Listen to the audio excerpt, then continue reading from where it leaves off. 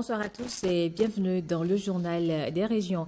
L'Académie des sciences constitutionnelles, administratives et politiques en collaboration avec la Fondation allemande Hans Seidel forme à grand propos les femmes députées dans le cadre de leur participation à la performance de la 9e législature. Le président de l'Assemblée nationale, Louis Vlavonou, a ouvert les travaux de l'atelier Evariste Zomoron et Abdoulaye Moumouni Yakoubou pour les précisions. Nous avons une responsabilité à la fois... L'Académie des sciences constitutionnelles, administratives et politiques, ASCAP, renforce les capacités des femmes parlementaires de la 9e législature en matière de leadership féminin et parlementaire, l'art de légiférer, l'art oratoire et du droit pénal. C'est une formation technique. C'est en cela qu'elle est transversale, parce que nous estimons que la formation politique est du ressort des partis politiques, étant donné que les femmes députées viennent d'horizons divers, qui ne sont pas forcément des juristes ou des politistes. Il est important que ce travail soit fait pour que la qualité soit rehaussée. Comment les femmes parlementaires béninoises peuvent-elles optimiser leur influence sur le processus politique par la voie législative? Quelles sont les stratégies qu'elles peuvent développer pour accroître leur efficacité? Autant de défis et de questions qui se posent aux femmes parlementaires béninoises. L'Académie des sciences constitutionnelles, administratives et politiques entend les aider à y apporter des réponses. Avec l'appui de la Fondation Hans Seidel, l'ASCAP développe des thèmes pour mieux aguerrir ces femmes parlementaires par rapport à la réussite de leur mission. Quand on parle de parlement, forcément, c'est un endroit de haute politique.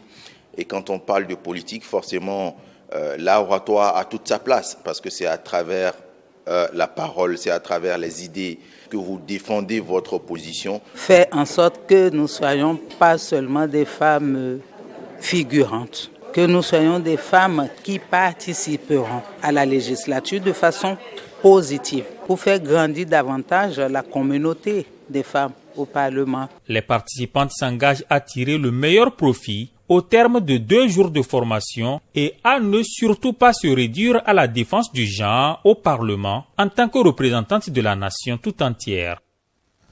Et une question dans ce journal, qu'est-ce qui est à la base de l'incendie qui a ravagé une bonne partie du marché Zongo à Parakou? En attendant d'y voir plus clair, les autorités de la ville sont allées constater sur le terrain l'étendue des dégâts causés par les flammes. Ronald Robinson et Michael Nouati nous en disent plus.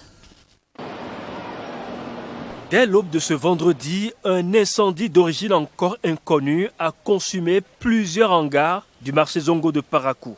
Informés de la situation, les autorités locales se sont dépêchées pour constater l'effectivité du sinistre. Il y a une bonne partie qui a pris feu, surtout au milieu du marché, mais les autres parties sont encore en état.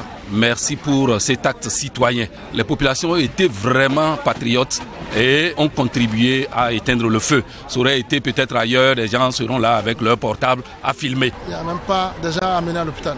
Donc il n'y a pas eu de perte en vie humaine. Nous remercions vraiment à Dieu. Et tout ceci, c'est à cause de la promptitude des intervenants, des populations qui ont alerté le conseil et surtout, n'est-ce pas, les pompiers qui sont venus à temps. Et nous saluons les responsables de la société Sino Hydro qui disposent du matériel pour intervenir pour l'incendie. Ils sont venus avec du matériel et nous ont permis de renforcer, n'est-ce pas, les pompiers. Je voulais attirer l'attention de la population et l'attention des autorités pour venir en aide à tous ceux qui ont perdu, parce qu'il y a beaucoup de gens qui ont déposé l'argent dans les conteneurs, ils ont fermé pour ne pas être volés à la maison et tout. Donc aujourd'hui, c'est déplorable. De son côté, la mairie de Parakou s'engage à prendre ses responsabilités en vue de parer à de pareilles situations à l'avenir. Nous devons accélérer et continuer pour mettre toutes les commodités. Les usagers eux-mêmes doivent respecter les normes. Même dans des marchés modernes, il y a souvent des incendies, donc nous ne pouvons pas le prévoir. Mais déjà, vous allez constater que le marché lui-même a été réaménagé parce que les gens étaient même plus coincés que ça. C'est ce qui a peut-être même favorisé à ce que l'on éteigne rapidement le feu. Le marché de Zongo, qui dessert provisoirement depuis 2017 les usagers déguerpis des alentours de l'école Uben Centre, aura désormais toute l'attention des autorités locales. Installés au niveau des carrefours des grands axes routiers, les feux tricolores régulent la circulation. Mais à Parakou, force est de constater qu'à certains niveaux, ces feux ne fonctionnent pas. Ceci expose les usagers à des risques d'accident. Que faire donc face à des feux tricolores non fonctionnels? Réponse avec dans ce reportage de Josita Yakoubou, Alexis Assoba et Ronald Robinson. En fonction de la couleur qu'affichent les feux tricolores, l'usager sait quand il doit s'arrêter, ralentir ou passer. Toutefois, certains de ces dispositifs de signalisation dans la ville de Parakou ne sont pas toujours fonctionnels. Les feux tricolores à Parakou, surtout au niveau des grands carrefours, comme par exemple au niveau du TP où nous sommes, ça ne marche pas régulièrement. Pour Al-Houda, où même il y a un qui est sorti depuis un bon moment et jusque-là, ça n'a pas été replacé. Ça crée des accidents entre les usagers de la route et chaque fois ils se grondent et puis il y a aussi des mésententes. Les usagers invitent par ailleurs les autorités compétentes à se pencher sur ce pan de la sécurité routière en vue de prévenir de fâcheux incidents. Si les feux ne travaillent pas, ça incombe normalement à la mairie. C'est à la mairie de voir ce qui se passe. Et ce n'est pas ici seul, il y en a plusieurs endroits comme ça. Et ce qui crée des accidents. Nous sollicitons les autorités de bien vouloir nous aider afin que ces feux tricolores fonctionnent en permanence. Le chef annexe du Centre national de sécurité routière zone nord explique ici comment se comporter lorsque ces feux sont en panne. On voit seul le feu orange clignoter. Dans ce cas, il est demandé aux usagers de la route d'appliquer la priorité à droite. Ils cèdent le passage à ceux qui viennent de leur droite. On voit à des moments donnés des panneaux qui se trouvent sous ces trois feux. Ce qui est prioritaire, ce sont ces panneaux-là. Il peut arriver qu'au dysfonctionnement, les forces de l'ordre régulent. Là, ils remplacent systématiquement les feux. Les services compétents du Centre national de sécurité routière sont appelés à faire diligence dans la réhabilitation des feux en vue d'assurer aux usagers de la route une circulation plus libre et sécurisée. Un autre rendez-vous du jeudi de l'investisseur s'est tenu pour la 6e fois. Aux commandes de cette édition, la direction de l'Agence de promotion des importations et des exportations. De nouveaux investisseurs sont présentés ainsi que de nouveaux produits de financement de la BOAD. Les précisions avec Marcel Arrossi et François Issou. Pleine lumière sur 5 différentes entreprises qui, déjà opérationnelles, qui, en cours d'installation en terre béninoise. C'est le 6e numéro des Jeudis de l'investisseur, édité par La Pièce. Entre autres nouveaux clients, Admec, déjà en action à Ouida et en route vers la zone industrielle de Glodjibé pour la première industrie mécatronique pouvant fournir des solutions d'éclairage LED. Vous savez, quand le Chinois fait des produits, il ne le fait pas pour l'Afrique, il le fait pour les Chinois. Quand il fait un produit pour les Européens, c'est fait pour l'Europe. Et la température qu'il fait en Europe et en Afrique, c'est pas la même chose. La poussière qu'il y a, donc les conditions qui sont dans ces pays ne sont pas les mêmes. Admec a pris le temps de déployer des produits qui sont capables d'être utilisés dans notre environnement. Ça leur évitera de changer des lampes tous les ans ou tous les 6 mois. Et nous avons tenu compte également du pouvoir d'achat pour ne pas avoir des produits chers. Bénin Organique, pour produire de l'huile brute, mais aussi de l'huile dégommée de soja, du tourteau désulé et de la lécithine, est déjà installé au sein de la Gédise. La particularité annoncée ce soir, c'est l'ouverture totale de la BOAD. Nous, il nous a paru intéressant qu'une banque de développement qui n'était pas du tout sa façon d'opérer auparavant, s'intéresse justement au financement des industries du secteur privé directement. Les autres banques aujourd'hui sont en train d'opérer leur mue pour accompagner les orientations que le gouvernement souhaite donner à notre pays en matière de développement des industries. Nous n'avons pas de taf sur le taux. Lorsque nous disons 6,5, c'est vraiment 6,5% le taux de sortie. Valdeo Compagnie, qui doit valoriser et régénérer les déchets solides, et Wa Industrie, spécialisée dans la trituration du soja pour la production d'aliments d'élevage, et ainsi Béton, spécialisé dans la production du béton prêt à l'emploi, se sont aussi dévoilés au public à ce rendez-vous des privés. L'édition 2023 du Salon de l'entrepreneuriat numérique et de l'intelligence artificielle s'est tenue du 11 au 12 mai. À l'occasion, la ministre du Numérique et de la Digitalisation a présenté au public venu d'un peu partout du Bénin, de la sous-région et de l'Occident les avancées consignées dans le secteur du numérique. Suivant Aurélie Adam Soulé-Zoumarou au micro de Ola Rodrigue Babaguito et Simon Villon. Nous avons fait et connu des avancées dans les domaines de l'intelligence artificielle et de l'entrepreneuriat numérique. Sur le volet entrepreneuriat numérique, la labellisation des startups entérinée par le Conseil des ministres. Cette initiative ouvre la voie à un appui renforcé à nos entrepreneurs numériques dans leur processus de développement. Sur le volet intelligence artificielle, je peux citer 3 avancées majeures. Premièrement, nous avons mis en place la stratégie nationale de l'intelligence artificielle 2023-2026, qui a été approuvée par le Conseil des ministres après un processus d'élaboration participatif. Nous avons déjà commencé la mise en œuvre du plan d'action y relatif.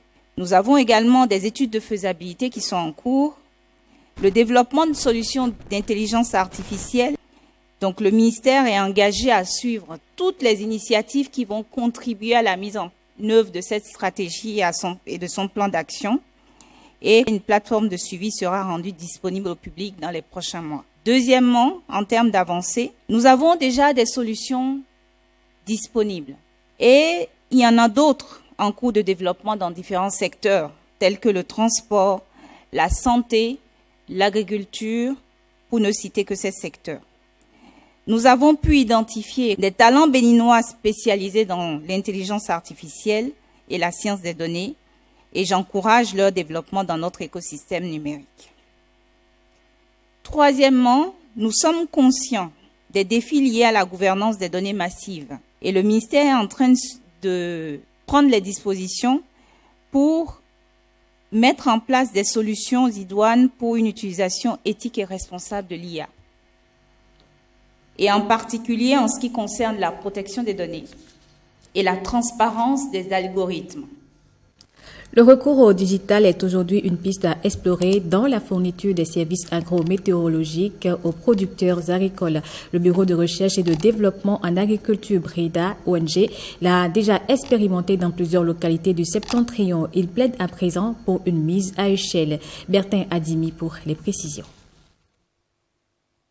Il était utile que toutes les parties prenantes, on s'asseye pour discuter. La résilience face au changement climatique est un défi majeur pour le monde agricole en général et les producteurs agricoles en particulier. Les responsables de BREDA ONG en sont bien conscients qu'ils ont mis en place 2 expériences dans le cadre du projet dénommé « Fourniture des services climatiques » via les TIC pour améliorer la résilience climatique des producteurs au Bénin. La première, c'est en fait un essai pilote mis en œuvre en 2018 dans la commune de Bembereke, et les informations partagées en ce moment étaient exclusivement basées sur les informations climatiques, plus précisément les prévisions de pluie.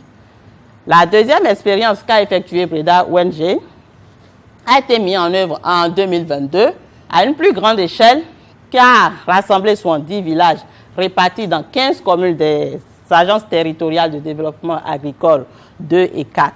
Et pour cette expérience, en plus des prévisions de pluie, nous avons associé l'aspect service agronomique, c'est-à-dire le conseil agricole, proprement dit, à la fourniture des prévisions météorologiques. BREDA ONG ambitionne de partager ses expériences le plus largement possible, d'où l'organisation de la présente table ronde.